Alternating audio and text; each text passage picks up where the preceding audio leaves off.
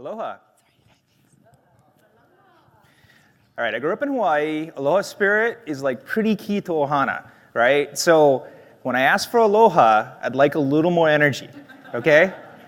And I know you guys went to the concert last night, and you're maybe a little blurry-eyed, so thank you for showing up. But can I get an aloha?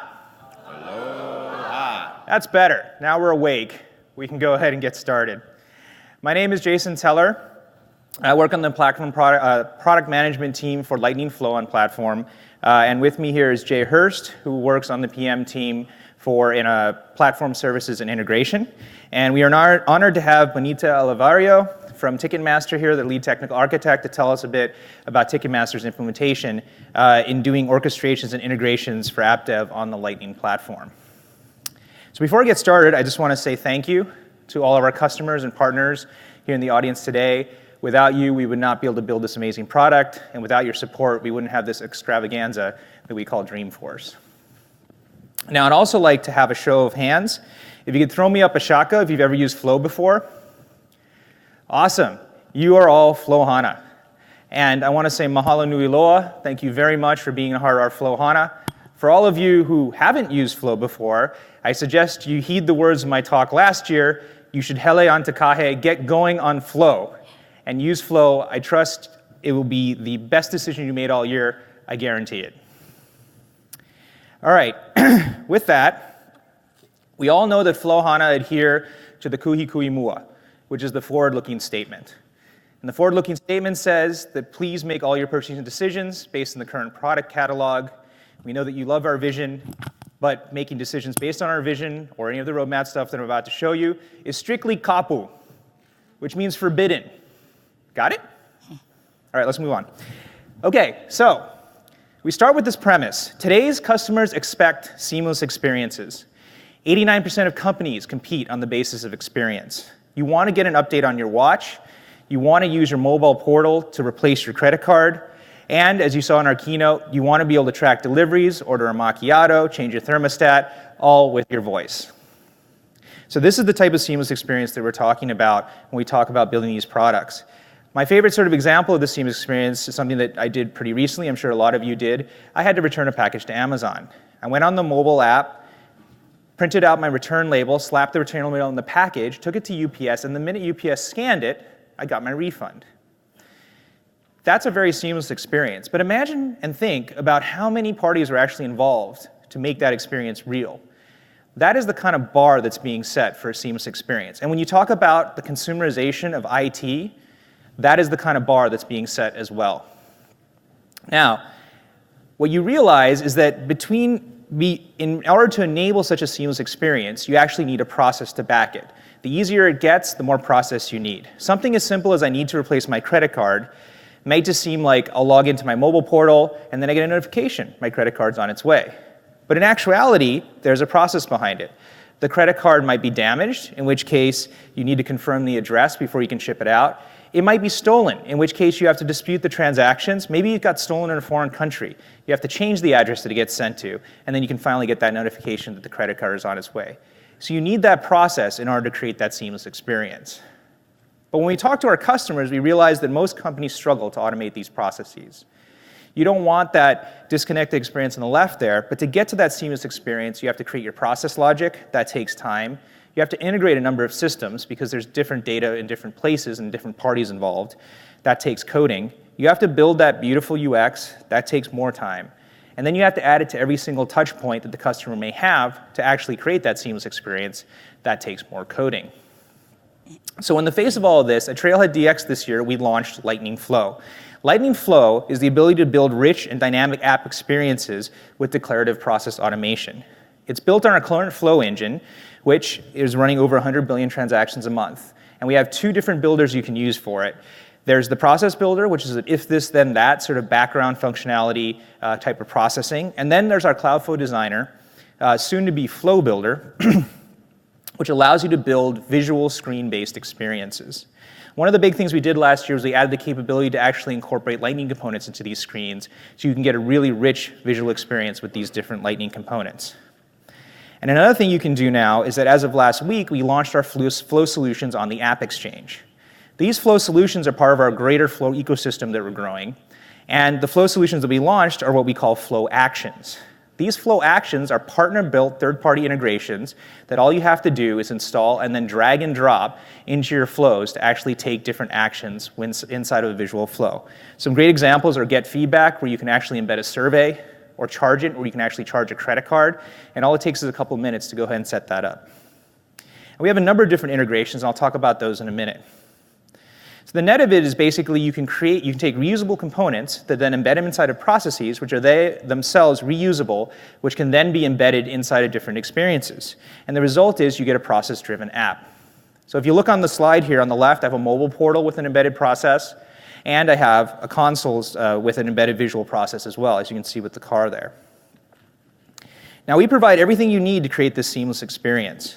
You start with the process logic, where you can use our builder, as well as a debugger that we introduced recently. You can do the systems integrations with flow actions, platform events, external services, and local actions. You can build that beautiful UX. As of winter, we actually have a number of out-of-the-box screen components.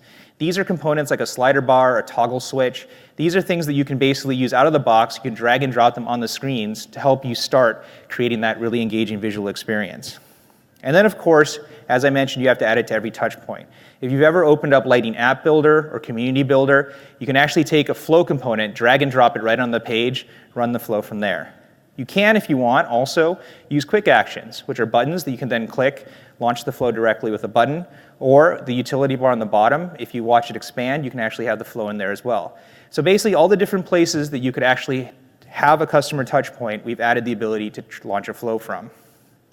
The result of this is that not only do you get a seamless experience, but it results in less time and coding to actually deliver that experience to the customer. We've had a lot of adoption and success with this. We have over 500 production orgs using Lightning Flow with custom Lightning screens. Here's a sample of quite a number of them. If you look at the companies that are actually rolling through the screen here, a lot of them are larger enterprises. So that often begs the question, well, what about integration? I'm a larger company. I have legacy systems. I have all these different systems with all my data. This flow thing sounds great, but if it doesn't interact with all my data, what am I going to do? That's a good question. We actually have a number of solutions to basically provide you with integration points with flow. They start from virtually no coding, such as platform events that actually don't require any code at all, to something like external services, where you actually have an open API or Swagger-based schema that you can load up and then immediately have an integration point, to a little more coding where you have JavaScript inside your Lightning components that can do integration calls, and of course your classic Apex-style integration for that server-to-server integration as well. All of these can basically be set up and then show up in the flow palette, and you can drag and drop and use them wherever you want in the flow. Now, in today's session, we're going to talk a little bit more about platform events. I'm going to start with a quick overview, and we'll get to hear Bonita talk about Ticketmaster, and then Jay's actually going to go into a little more detail. So platform events are basically a pub-sub style architecture that allow you to run your business processes even faster. You can integrate between different business systems, both internal and external third-party systems, and you can do this with a point-and-click setup in things like Process Builder and Flow. Additionally, you can also use Apex and the streaming API to do these integrations as well. What this allows you to do then is you can actually have event-driven business processes and workflows that interact with all these different systems. And one of the nice things about platform events is that the integrations are disconnected. So that means that basically if you need to change systems on one end, you don't end up breaking your entire integration to actually get the piece to work. And you have the scalability factor where if you publish a single event, a number of different integration systems can subscribe to it, and it's independent of what you're doing on the publishing side. So there's a lot of benefits to this, and we're actually adding even more to that. Jay will be talking about that pretty soon. But we can actually now also do change data capture. So data changes inside of Salesforce can now get propagated down to downstream systems. So there's a lot of powerful things that you can do with this platform events integration. There's a number of different use cases that you can use across this event bus. For example, our IoT is actually built on Flow, and it can publish platform events as its triggers and taking action for different IoT events. You can actually use an account object, so a standard Salesforce object, to have an event be published against the event bus. And of course, third-party systems can also trigger and publish external events. On the subscription side, you can kick off a journey with an event subscription.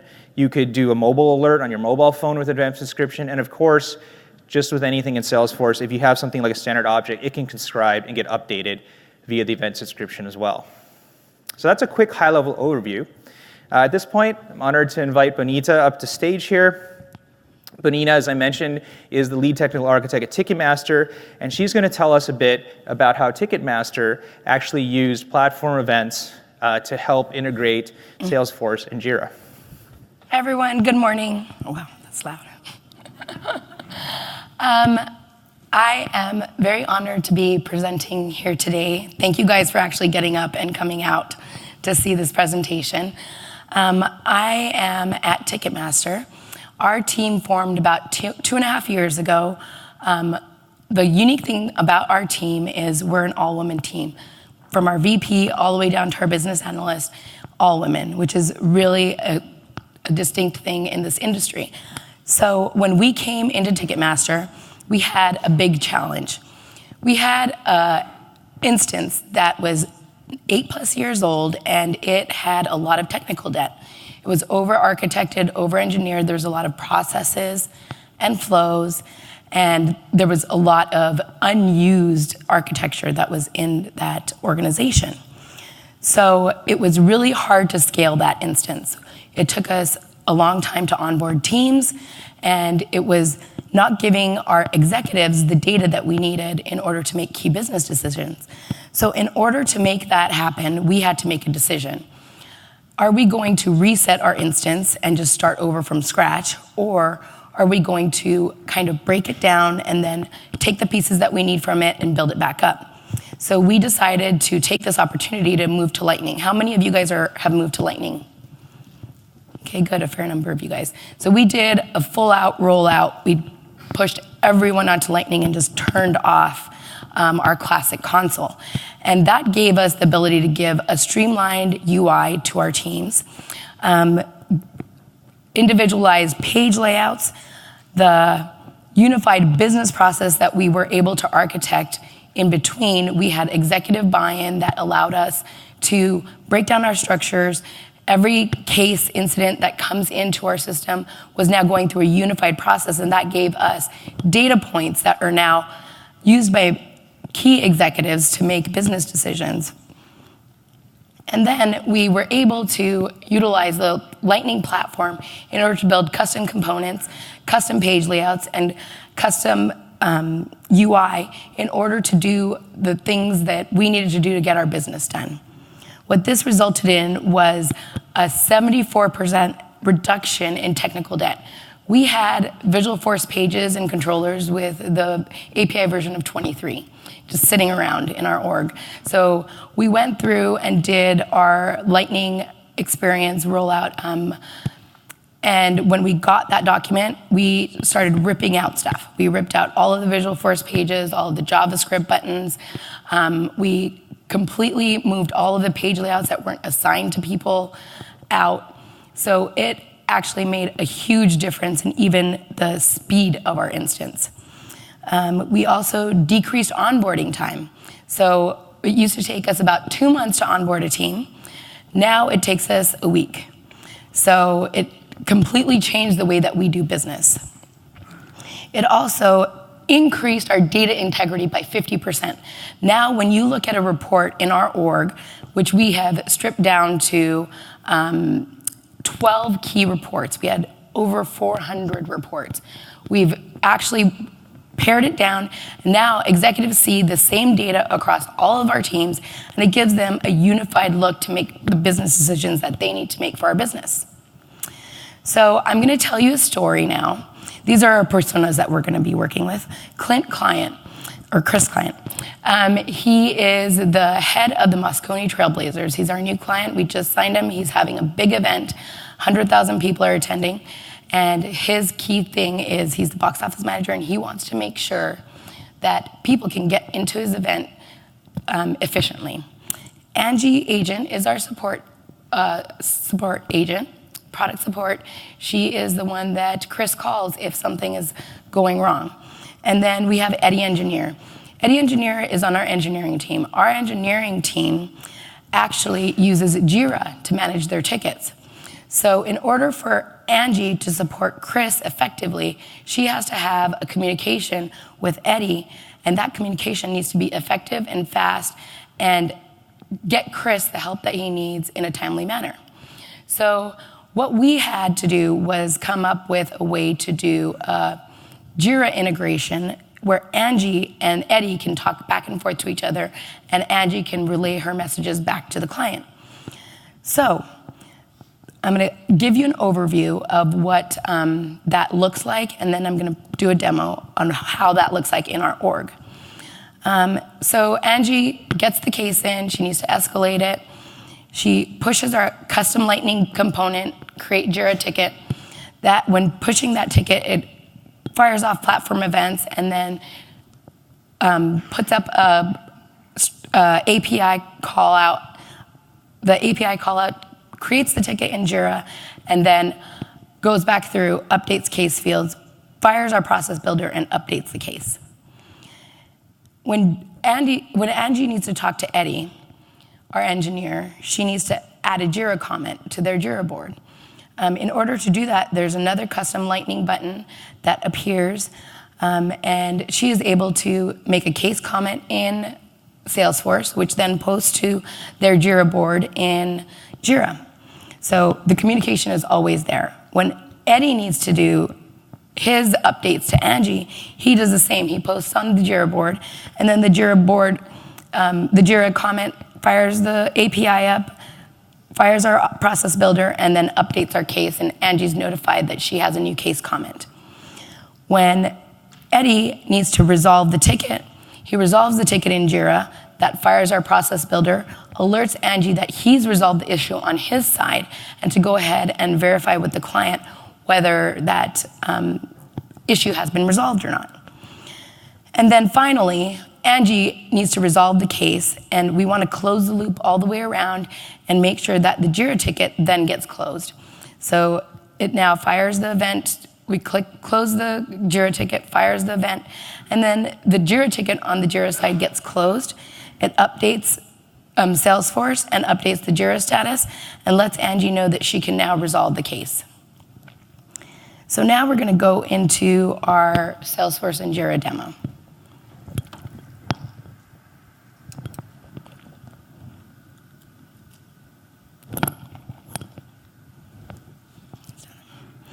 Okay, so Angie is looking at her queue and she sees that Chris client has put in a case. She sees that it's a widespread problem. She opens up the case. She does a quick scan of the case and realizes that there's something going on with our database. So she knows that she needs to escalate this to our JIRA team. So with this lightning component, she's able to click create JIRA and then submit the ticket, and you'll see a window pop up that shows that the new JIRA issue was created. So Eddie Engineer takes a look at this, and he knows that, okay, we need to re-index the database, and finishes his work offline, comes back in, and he needs to tell Angie that he's done what he needs to do. If she can inform the client and verify, and he posts that to the board. Now, when you look at the Salesforce instance, when Angie's looking at her case queue, she'll see that the last modified is JIRA, and that will tell her that the JIRA, that Eddie made a comment onto the case, and she can check it now. So when she goes back in and sees that, okay, he has fixed it, she goes in, emails the case, the client, Chris client, says, hey, we think this issue's been resolved, please check it. She gets a response back. Now she can let Eddie know that he can resolve the case. So she goes ahead and lets Eddie know, pops open the API, and you'll see that these buttons actually render dynamically based on what function you're performing. So you saw the create JIRA button before, now you can see the add JIRA comment. When Eddie takes a look at his JIRA ticket, he'll see that Angie commented, and now he can resolve the case. When he resolves the case, He'll say he fixed the issue and then resolve it. And you'll see that the screen is refreshing as he actually comments. So you now see a new dynamic button that will allow her to reopen the case in case something else comes up. And then you'll see the status is updating. So the JIRA status is resolved, the status now switches to open, and you're able to resolve the case. So we'll go ahead and resolve this case and see how the JIRA ticket closes out.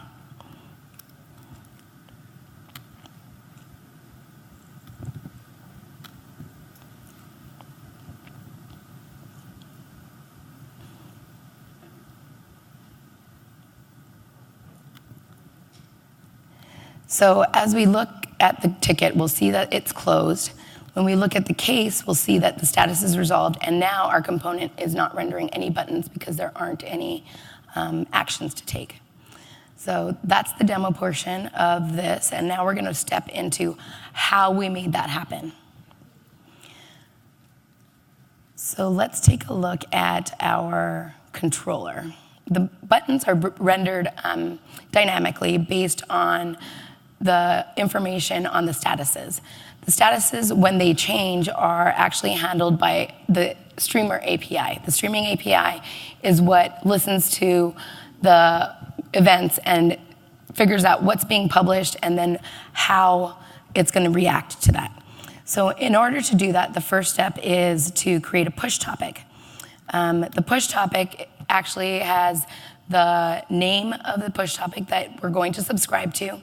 You can specify the fields that you want to update or track anytime an action happens. And then you can actually specify when you want that to happen. For this, we wanted it to only track when the JIRA number or the status changes on the case. So every time the JIRA ticket is updated or the status is changed, it will actually show us in our workbench that this streaming topic has been subscribed to. So what you need to do next after the push topic is open up Workbench, log in, and go to Queries. When you go to Queries, you have streaming push topics. In the streaming push topics, you can choose your case create JIRA, and you actually have the details here, so you can update your fields as you're testing or debugging to make sure that you're getting the actions that you want. When you subscribe to this push topic, you'll see a message come up that you've subscribed to it. You can see here, we're in a production instance, so we saw something that changed. And so every time something gets published, changed, you can watch it here in order to debug as well. So our last and final process step is we have fired our status changes off of Process Builder. So our Process Builder is really large. This is our main case process. And what this does is it allows us to control the way our records are updated and the order in which the actions happen. So you can see that we have a lot of actions happening. When we get to our Create JIRA, passed it somewhere, there we go. We can specify when we want this invocable process to be fired. When our invocable process is fired, we can do things like send email notifications when there's a new case comment. When the ticket is transferred to JIRA, update certain things. When the status is reopened, update the reopen count. So this gives us the metrics that we need to see what is being updated, and then also give us counts on how many times is the re-engineering team not giving the product team what they need. And that wraps up our entire flow of how our business uses platform events and the streaming API in order to help our product team and our engineering team have constant communication and service our clients. So now we have Jay, who's going to talk to you more about platform events. Perfect. Thank you so much.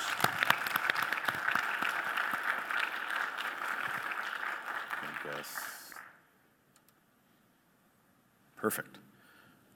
Wasn't that great? This is the type of stuff that for the last 14 years that I've been working here kind of gets me excited to see how our customers are actually starting to tie all of the pieces that Salesforce offers, both as a platform and as custom building together to really make the lives in your business easier. How many people have heard me talk about platform events before? Okay, a few of you. So I've been working on this for about 3 years. We've reached a pretty good milestone with events, and I want to highlight one thing that we saw there. So Benita showed us using the push topic streaming API, and so a lot of you might be saying, well, that's not a platform event. But we were very tricky, and it actually is a platform event now. So we pushed out the streaming API about 8 years ago, and it was really ephemeral at the time. Once you published, if somebody wasn't listening, we threw it away. You never received that event. And that worked well for some use cases, but not really what we wanted to do long term. We wanted to provide durability, and that's where the idea of platform events was really started. So the first step we did there was to actually re-platform under the scenes our streaming, generic streaming and push topic streaming APIs to actually be platform events on the back end. The difference is that rather than you defining the platform event as it relates specifically to your business use case, the platform event is defined by you when you make that query, when you define the fields that are in the query. That actually defines the event that gets published. So just wanted to make sure everybody is on the same page with that as we go through platform events. We're taking the custom platform event talk from here on out. But the idea behind platform events is how do we allow you to tie systems together and tie processes within Salesforce together in a more asynchronous manner. Rather than a synchronous, hold on, wait for a response, it's more of a publish once, let many people subscribe to it. Maybe you have an external subscriber that needs to update JIRA. Maybe you also have processes and flows and Apex triggers that need to do something else with that same exact event. With a publish once, subscribe many times, we're able to actually provide that. Now, when you look at creating the platform event, how many of you have created a custom object? Everybody should be raising their hands here. Come on, guys. When you look at platform events, the creation step, it's very similar, if not identical, to what you do when you're creating a custom object. We modeled this very intentionally this way so that all of our admins, all of our developers who have spent the last 20 years building and developing and customizing on Salesforce have a very familiar builder pattern. You're able to create a new custom event, define the fields that are on that event, and then utilize the event just like you would almost any other Salesforce object. You can create them, you can read them, reading is streaming. But there are some differences. We don't allow you to edit an event. An event is immutable. Think of it as something that happened at a point in time. It's not a record, it's an action, it's an event. Likewise, you can't delete them. Events exist in the stream. You can't remove it from that stream. It will eventually age out, but you can't physically delete it. But this gives us the ability to provide you a time-ordered queue of actions that happen. You publish once from many different sources. They are all in that same queue that you're listening for or event stream. And you're able to start to get a nice stepping stone of this happened then that happened, then the next thing happened, et cetera, et cetera, et cetera. We do provide multiple ways to publish to the bus. As we saw through Process Builder, you can publish via flows. You can publish via the streaming API. You can publish via Apex or even an external API call directly to the event publish itself. Now, since this is the Flow HANA, we really wanted to kind of drill into what does this look from a declarative side. When you're in Process Builder, when you're in a Cloudflow Designer, you treat it just like any other object. If I want to create a new platform event, what I do is I do a create a record, select the specific record type I want to do. On the left, we can see that it's a low ink event. And then I set the fields that are defined in that event type. So here we have a printer model, a serial number, and an ink percentage. Now, whenever this flow is triggered, that's the shape of the event that will be published. On the right hand, we see the Cloudflow Designer. Should look very familiar. Again, events aren't different. Now, once you've published this stream of events, somebody needs to listen to them and then do something with them. We provide many ways to subscribe to these events, both through Apex triggers and flows, Again, very familiar if ever created a trigger or a process flow on your account object. You can do the same thing with a event. Just set up your trigger, set up your flow. Alternatively, since this is an integration product, we can subscribe from outside of Salesforce, either through a custom client that you build or through one of our many middleware vendors and middleware acquisitions, such as MuleSoft. So MuleSoft does have a streaming connector that can listen to any of our event streams, whether that's generic streaming, push topic streaming, platform events, change data capture. They all exist on the same exact stream, same exact API. So once you've learned how to use one event stream, you can use all event streams. But again, Flowhana, we can also do this inside of Process Builder. So what you would do is you would just initiate your process from an event publish, and then you can do things like check certain values on the event itself. So I can decide, do I need to do anything with this? In this case, I can look at an order ID, match it to the specific record, and see if values are equal before I process further. And lastly, I am very excited to announce our high volume platform events. This is specifically what I've been working on for the last 2 years. We're at a point where we are going to now GA this in the winter release. The idea behind high volume events is we can really reach enterprise scale. The current platform events that are in GA, we can scale to about 2 to 3 million events per customer per day. With high volume, we're really looking to take that to tens to hundreds of millions a day. And this will allow you to really start to leverage enterprise scale against your Salesforce CRM event platform.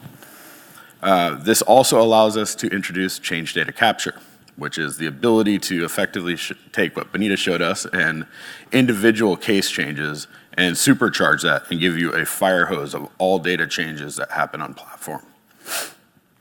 Sorry, my voice is a little rough from last night. So change data capture. Anytime a record will change, we can formulate that into an event, place it onto the event bus. An external subscriber can listen to that and then actually do things like synchronize databases. So one of the big things I hear a lot is, how do I keep my external data in sync with Salesforce? Well, now you can do it very easily. You subscribe to this change data stream, and we will send you every change that comes out of the system. Everything will look very similar once you've used streaming API, once you've used platform events. You can use change data capture. The only difference is you have a different channel that you subscribe to.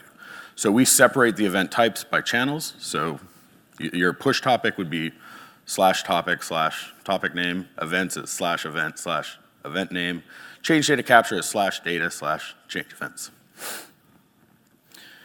And this will give us the ability to do very interesting things in the future, such as put a trigger on a change data event. What this will give you is effectively asynchronous Apex triggers. So we can start to remove some of the logic that happens in those synchronous calls and really start to free up some of the processing time, because that's what we see a lot. We give you a big, powerful platform, and you guys use it to the nth degree. And we end up with things like, oh, my record save is taking 5 seconds or 10 seconds because I'm doing so much processing in the background. In reality, a lot of that processing can be done asynchronously. You don't need it exactly right when the record save fires. So this will start to unlock some of that asynchronicity on our platform. So with that, am I taking the roadmap? Yeah, you got it. All right, Roadmap. perfect. It's my roadmap, I suppose I'll do it. So with EMP, this is our platform events, or enterprise messaging platform. With Winter 19, we are GAing high volume. EMP.js client library is effectively a way for you to subscribe in the browser, either through a Lightning component or through our JavaScript library, and make efficient use of connections. Rather than taking a new connection for every stream, you can share a connection across a browser.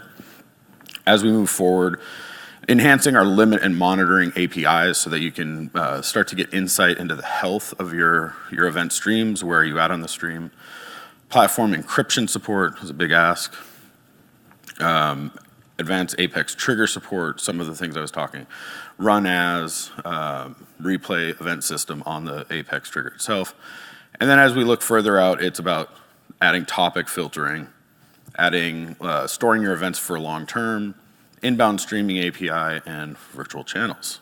Talk to me later and I can explain what all that means. With CDC, GA of CDC in winter 19, again, very excited. As we look forward, CDC is really going to be about two things. One, expanding coverage for all of our entities. Salesforce has about 1,800 entities in the system, plus all of the custom objects that you guys build every day. We want to be able to support all of those out of the gate, but it will be work to get there. Right now, we support all custom objects and 23 of the standard objects. And then filtered subscriptions and really getting into a pattern of how can we provide you the ability to do a day zero snapshot to a stream of changes to a reconciliation day N, so that when you're integrating with Salesforce and need to move the data out, we provide you a very common protocol across all of that. And with that, now I will give it off to Jason. Thank you, guys. Thanks, Jay.